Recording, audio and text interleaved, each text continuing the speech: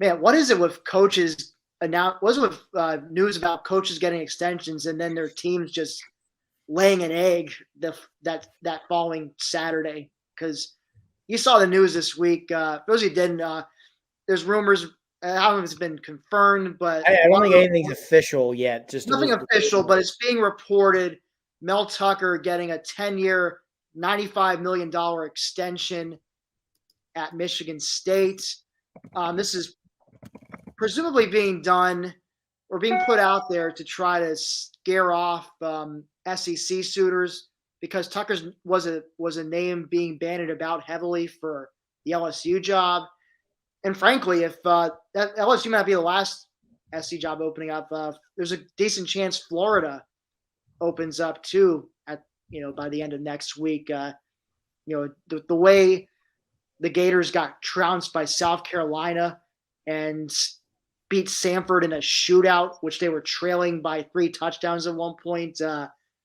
It's hard not to feel like the end is near for Dan Mullen there. So that's another potential landing spot for Tucker if Florida really wanted him. So this seems like a preemptive strike by Michigan State to try to hang on to something good, but it feels like a bit of an overreaction in a way. He's done a great job. Obviously, the team. I mean, no one had any expectations for Sparty this year. They were wondering if they would even make a bowl game. And here he goes. He hit the portal hard for a bunch of guys. He struck gold, especially with Kenneth Walker, and they propelled that all the way to a number 3 playoff ranking at one point. Regardless, even if they lose to Penn State next week, at 9-3 when most people were wondering if he'd even win 6 games this year. It's impressive. Very good job on Mel Tucker's part, but he needs to show that he can sustain it, that he can actually, and the only way he can do that is if you're actually recruiting and developing, high school and JUCO kids that you bring in. I don't feel like hitting the portal every single offseason is a sustainable thing. But then again, I guess we've only been in the, Pearl's only been around for a few years. So, perhaps I'm wrong on that. What's your take, Marty, on how to sustain a program? Do you think portal's the way to go, or do you think you still need to recruit and develop high school kids? Oh, I definitely think the majority's got to be done with recruiting and developing. I don't think it's any different than professional sports where ultimately your drafts are what's going to make it or break it for you, And yes, you can use the portals like free agency. You can use it to go out and fill holes, but I don't think you can do it every single offseason. Now, I think this past offseason he had to do it because A, he really purged that roster of some guys, and B, they just had a lot of holes to fill. And like you said, to his credit, they struck gold, especially with Kenneth Walker. But I think the biggest test for Mel Tucker with that program moving forward is going to be the ability to recruit and develop guys. Now, that said, like I've said, I think Mel Tucker is a tremendous football coach. I have no doubts he can, I don't know if it's possible for Michigan State to ever really get back to those heights they had in that, what was it, like 2009 through 2015 stretch under Mark D'Antonio. I'd say the early mid 2000s stretch. I think they peaked in 2015 when they made the playoffs. Yeah, 2015 was the year they went to the playoffs and got slapped around by Alabama. And then they came back 2 years later for that one last 10-win season under D'Antonio. But I don't think they can ever get back to that. I just don't think they're the program. Ultimately, the program as a whole is never going to be higher than the 4th best program in their division. Excuse me. But I don't think there's any reason Mel Tucker can't have them as a team who consistently wins 8-9 games. And then if you have a year where, you have a senior heavy roster, or Penn State, Michigan, Ohio State, one of them has a down year, like we've seen, that they can't trend up those years and win 10 or 11 to maybe compete for the division title. So I do think the ability is there for Michigan State to continue to be a very good program, but the heavy lifting is going to have to be done through recruiting and through player development, just as it has to be done at any school. No doubt. I would agree with you on that too. I do think long term you got to be able to recruit, develop high school kids, and I think he was regarded as a good recruiter so I have no doubt he's capable of doing it. Now whether he does that remains, time will tell. But certainly Michigan State is, they definitely seem like a team that's risen from the low point of where they were just a couple of years ago when D'Antonio's final season. So it'd be interesting to see how they how much of a thorn in the side they are for Penn State and Michigan, Ohio State going forward. Yeah, I guess going back to Penn State, their postseason picture. Now it comes down to, if you ask me, I think it really comes down to if they win next week. I think no doubt in my mind they're Outback Bowl bound at 8-4. They lose 7-5. I think it seems to me it's between either the Music City or the Las Vegas Bulls. I don't think they fall down to the pinstripe, and I'm sure Nashville will have nothing more than to have James Franklin come back to where his head coaching career started. And Vegas, I'm sure they would love to have the allure of a team like Penn State. Penn State fans travel very well, and and like you, a lot of Penn State fans like gambling. So I'm sure they will no doubt come flocking to Vegas. Right before New Year's Eve to catch a team in action. So, what do you think, Marty, as far as how the bowl picture is shaping out for Penn State? Actually, first off, I didn't realize that the Vegas Bowl or the Music City Bowl are higher priority than the Pinstripe Bowl. I just did not know that. I thought Pinstripe Bowl was like next year after the New Year's Days, but no, I agree. I think if Penn State wins next week, it's definitely going to be Jacksonville in the Outback Bowl. At this point, Ohio State has entered full Death Star mode. They're going to make the playoff. Honestly, I think if there's anybody who can beat Georgia, it might be Ohio State. And then, like you said earlier, I think Michigan, barring being absolutely embarrassed next week, is probably going to the Rose.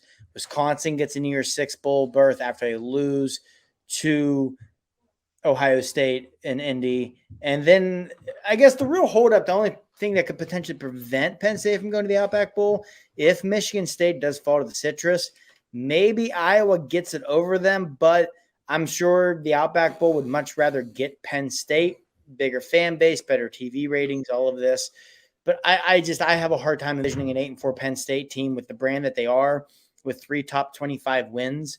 And you can easily explain away 2 of their losses to the quarterback being injured, and the other 2 losses would be to a playoff team and the Rose Bowl team. I can't see that team not getting at least a New Year's Day bowl. So I agree with you. I think they win next week. It's Outback. If they lose, probably Music City or the Pinstripe. Personally, I would prefer the Pinstripe, I think, just because in my mind, the Pinstripe Bowl carries more weight. I don't know. Maybe this is just me being nostalgic because one of the best early wins of the early tenure of the Franklin era, and still one of my favorite games of the Franklin era. One of my favorite games ever as a Penn State fan was that 2014 Outback Bowl, their first bowl game after the sanctions. And they had a late rally to put it in overtime and won it in overtime. And it was just a tremendous football game. So I think for that reason, that bowl game probably always carries a little special place in my heart. So I would not complain at all about a return to New York if they are 7-5.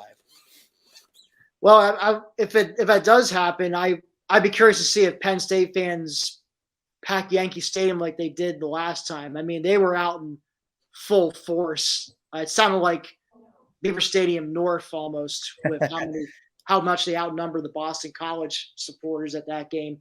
So that'll be interesting. But I think I really does feel like though Music City would probably be the more likely destination if they lose next week to Michigan State. But I think, like I said, if they win next week at Michigan State, I think they're a virtual lock for the Outback and another New Year's Day Florida Bowl, which, hey, I guess given all the ups and downs of this season, it sounds like an appropriate place to finish. And I guess, maybe we can save this topic for next week. But, when we look back on this season a few years from now, what are we going to think? Are we even going to think about this season, first of all? But if we do, how are we going to look back on it? I mean, to me, my mind is always going to go to one of 2 places: the inability to run the football, and what happens if Sean Clifford doesn't get hurt against Iowa. Even with Clifford getting hurt against Iowa, that's why I think, to me, the biggest story of the season is not being able to run the football. Because even once Cliff goes down against Iowa, if you can still just run the ball at even an average ability, you get out of there with a victory because you're going to churn more clock. You're going to burn more time. You probably sneak another field goal in there somewhere. And you definitely beat Illinois if you could have run the football. So, you're still sitting here right now, probably 9-2 at worst, still looking into your sixth berth. It's just, to me, it's going to be a season. I don't even want to say what if because of the Cliff injury. Now, I do think if Cliff doesn't get hurt, they beat Iowa, they beat Illinois without a doubt. But to me, the biggest story of this season is always going to be the inability to run the football. Because, like I said, if you could run the football, even at an average rate, you would have still beaten Iowa. You would have still beaten Illinois and even Michigan last week. Who knows? Because you had to look at the 4th and 2, the fake field goal fiasco. If you have confidence in your running game, there you're going to line up, you're going to run it down their throats, you're going to get a touchdown. And, that could have completely changed that game too. So to me, the biggest takeaway from the season will always be the inability to run the football, which to me is super unfortunate because the big takeaway from this season should be this defense. This defense is good. They are loaded with NFL talent. I mean, you look up and down, Arnold Ebiketie, Curtis Jacobs, Jesse Luketa, the entire secondary. Ellis Brooks will be on an NFL roster somewhere. There are 8, 9, 10 guys on this defense who are going to be legitimate NFL guys, maybe even more. And it's really unfortunate for those players and for Brent Pry and for his assistants that this season will not be remembered for what it should be, which is one of the best Nittany Lion defenses of the 21st century. Yeah, it feels. I think that's what's going to bother me most about this year is just it feels like they wasted one of the best defenses they fielded probably since the mid 2000s. I'm thinking the 2004. Well, ironically enough, it is like a pseudo 2004. Now the offense not as terrible as that 2004 offense was, which just had a complete lack of playmakers at the skill positions. But with no discernible running game and having to rely completely on one quarterback staying healthy, it kind of felt like it brought things down. I guess to play off it, we hate to play the whole what if, but you have to wonder if Christian Veilleux, you have to wonder if he should have been at some point playing in that Iowa game, especially when after a couple of drives with Roberson, they were struggling to even get the snap off without false starting.